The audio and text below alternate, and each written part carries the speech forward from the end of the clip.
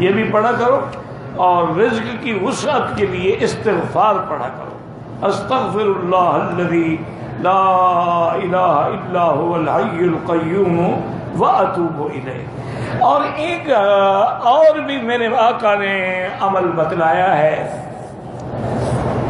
ایک صحابی نے آ کے کہا کہ حضور مجھے اس قدر غربت اور فقر نے گھیر لیا ہے،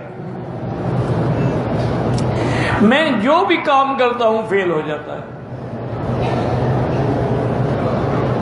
تو حضور نے فرمایا ایسا کرو کہ جب تم دکان میں داخل ہو اور دروازہ کھولو تو وہاں کہا کرو السلام علیکم والصلاة والسلام علی رسول اللہ صلی اللہ علیہ وسلم، قل هو اللہ احد اللہ الصمد لم یلد ولم یولد ولم یکن له کفوا احد۔ یہ ایک دفعہ پڑھ لیا کرو، گھر میں جاؤ، دکان میں جاؤ، جب بند ہو، جب پہلی دفعہ داخل ہو تو یہ پڑھ لو۔